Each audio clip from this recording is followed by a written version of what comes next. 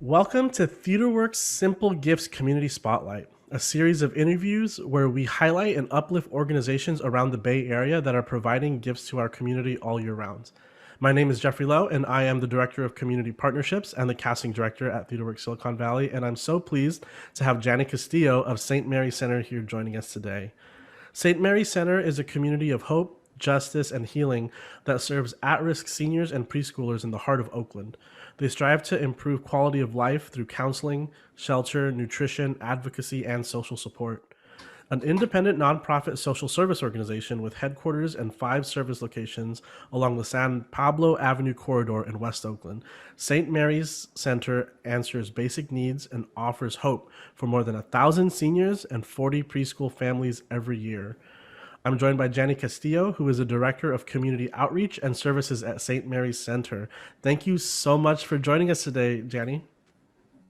I really appreciate this space to talk about St. Mary's Center, Jeffrey. Thank you for the invite. Absolutely. So I thought that we could just start from the beginning and ask a little bit about, I guess, the origin story of St. Mary's and what you can tell us about how it all started. Well, in 1992 was when we became a 501c3. So we've been in West Oakland for a long, long time, particularly in the West Oakland neighborhood along the San Pablo corridor. We responded to the need of seniors who were food insecure. So we began with hot meals on Sundays. And then years after, not too long afterward, we actually began a preschool, which is still in existence today. So that's our humble beginnings, but we've been serving our community for a very, very long time. Can you tell us a little bit about the range of work that you all do at St. Mary's and the range of communities that you support? Yes, of course I can. First and foremost, we serve persons 55 years old and older. We serve the most medically vulnerable seniors that are suffering from poverty. Most of their incomes are 1,000 and below. Many of them are unhoused. And one of the really wonderful things about St. Mary's Center is that they will follow a senior from an unsheltered experience, support them in transitional housing and or other permanent housing opportunities, and then stay with them, many to their last days. Sometimes we often take them into an assisted living situation at the end of their lives when it comes to that point. So I have never worked for an organization that truly offers this kind of care when a senior needs us most. We are there as not only food providers, but we're also a social network for them where they can come and socialize. And now it's COVID. I guess we'll talk about that in a little while. But we would have a community center where we had cultural events every year and many other nutritional events and other wellness events. I was running and still am in a way the Hope and Justice program, which is the social justice component of St. Mary's Center, where we have seniors participate in advocacy, where we go to Sacramento and talk to legislators and influence policy and share our stories to make sure that what the strategies that we're putting out there to reduce homelessness and reduce poverty has the voice of the people that are most affected by it. So we have a really good footprint in the community as far as being able to build leadership development within our elders.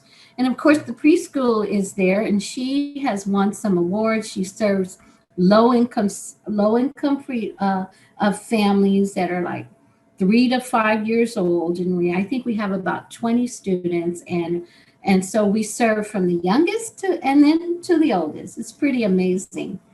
Yeah, that's so wonderful. And how long have you been working with St. Mary's? I want to say about 6 or 7 years, though my experience with nonprofits goes really deep. Before that, I was working with another nonprofit, another homeless service provider in Alameda County. But before that, I also spent 9 years homeless myself with my 3 young kids. So I have lived experience that helps me do my work at a really deep and compassionate level, which I'm really, really proud of. Wow, that's amazing, and thank you for that work that you do. You're welcome. As you alluded to before, you were talking about there has to be, like with so many other organizations in the world, a shift and adjustment because of the pandemic that we're in. I've heard a few stories, and can you share a little bit about how you all have had to shift your services because of the pandemic, especially considering you're serving seniors who are amongst the most affected and most vulnerable communities. You got that right on, Jeffrey. So, really early, within days, the Shelter Plus Care hit our population first. So, right away, even some of our staff had to be sent home because they were over 65. And so, we closed our center to the public so our seniors could shelter in place. We also, after a period of time when it became available, we had to close our congregate shelter, which is a shelter that existed in an open gym-like setting, which was no longer safe as the COVID crisis continued. So we found them homes in other places. And since we have been shut down in March, we had to pivot our services so that it is delivery. We actually have served since March over 11,000 meals to folks that are in their transitional houses, and grocery bags in their homes. And also, we've included settlements, the local settlements that are around in our neighborhood. So we've done a tremendous job to attempt to connect our seniors back to basic necessities that they need. Our case managers work from home. Some of them have to work directly with seniors because, like you mentioned, they are the most vulnerable and have such disabilities that you have to do face to face with them, but that's minimal. I also, we're very proud of a We Connect pilot project that we started during the COVID crisis to find another way to connect our seniors. So, as you know, the world went online, right? Doctor's appointments, grocery shopping, even their friends and relatives who couldn't come over anymore, they needed that face-to-face connection like you and I are doing right now. So we created a program where we placed devices into the homes of seniors, offered personalized lesson plans, and helped them connect to each other and to us on Zoom. It was very successful, and we're trying to do that again with another cohort of seniors, right in the midst of that. So really excited about that project. We just had a talent show on last Thursday where the seniors, like, you know, shared poetry, there was comedy, there was singing, and it was just one of the best things in the world to be able to come together again after so long. And we Oh, had a homeless memorial the week before where we shared the names of the people that have died on the streets. And so the activities that we used to do in house, we're attempting to recreate them online and bring more and more seniors and people together in that space. gosh, that's so powerful. So you for that first cohort with that one program, you're providing them the tools and also the classes to teach them how to use the tools for online communications. Yes, yes, Wow. yeah. And that's so amazing, especially considering how crucial it is currently for human interaction because of the pandemic, but also it's so beautiful to think how you are setting up these communities of people to be able to use this even after the pandemic's over, because it's Oh, still yeah. going to be challenging. There has been a digital divide for seniors for a super long time. COVID has just really brought it up to the forefront. But there has always been a need to get our seniors the technology that they needed in their homes. This is now it's just like super important, more important. Yeah. And I personally, as a theater maker myself, I appreciate so much the thought of the talent show and how, Yeah. it's not just, I would say it's also essential to create moments of joy for Mhm. for the seniors and for everyone, but Absolutely. it's so great. Yeah, no, absolutely. That is absolutely right. That's experience is what transforms us. And I really believe in creating experiences that we could learn who we are and also who we are, the greater we. So I love Wow. it that you're into the arts. I'd love Mm. to see what you guys are up to. You did a little bit about this, but I'm wondering if you could share maybe your favorite or most powerful story from your time at St. Mary's. I could only imagine what your personal connection is like with the people that you're working with, especially with what you mentioned in terms of your personal experience, being a part of the shared experience, I guess, you have with those that you're helping. Yes, gosh, I hesitate only because there's so many. I guess I'll share Diane's story. Diana Davis was this beautiful senior who embraced everybody that came through the doors. We have a council of elders on site, and they are just like this small group of leaders that is the welcoming committee that helps us do things better as far as service is concerned, that puts on signature events like Mother's Day and Father's Day, and they are really close. And so Diana Davis was kind of like the matriarch of the group, and if she was in a good mood, everybody was in a good mood. And she was often in a good mood. But it was beautiful the way that she connected across cultures and class. And so she would bring us all together with her smile and her way of being. And she lived for a very long time in a super small room. You are living in one room right there, and I'm telling you that where she lived for a really long time was half that size. And one time she had a fall that really changed the way she lived. Her quality of life just went declined significantly, which is why fall prevention for seniors is so important. And after this fall, it took her a long time to recover. And she was in a wheelchair for a while. She was bedridden for a while. And through it all, she still attempted fighting depression to embrace happiness and to embrace joy and to embrace her friends and her family. And we just loved her because of that.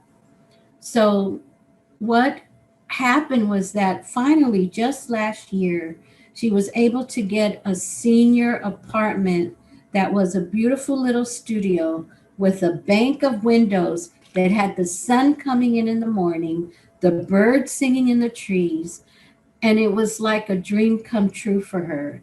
And I was so happy for her. Though she suffered tremendously with chronic pain, she was every day in chronic pain, and her mobility suffered tremendously. Um, she was also one of the ones that participated in the We Connect project. And after shelter in place went down, we disconnected for a moment until we could get her fixed up with a computer. And it was really hard for her because of her skill level, but she tried and tried and tried. And when she could get online, it was just awesome for us and for her. Unfortunately, just a month before the program ended, we lost her. She died unexpectedly.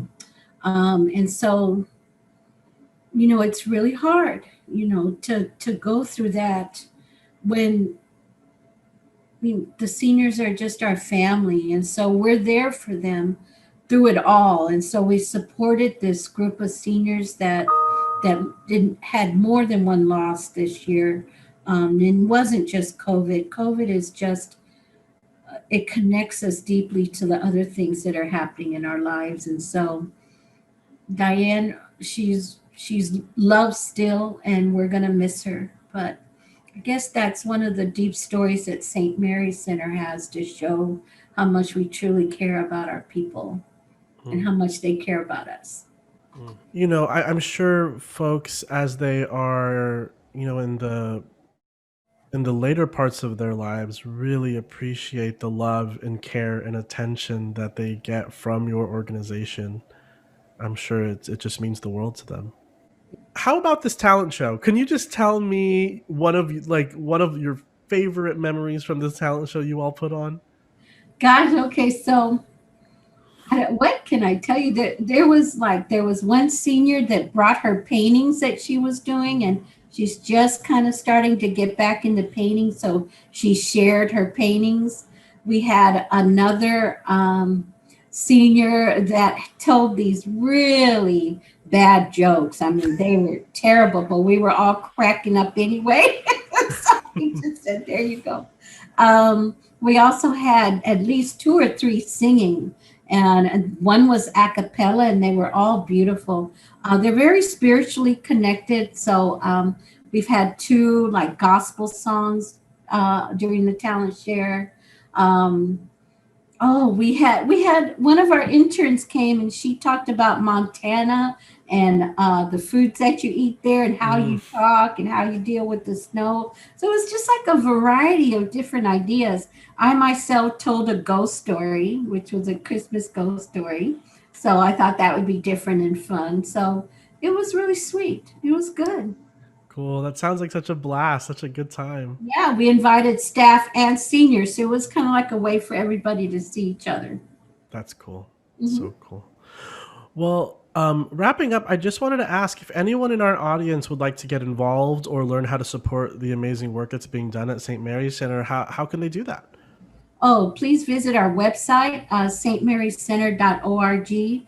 There you'll learn more about St. Mary's Center and how to connect, how to volunteer, how to donate, and just how to be able to support this beautiful community of seniors and preschoolers.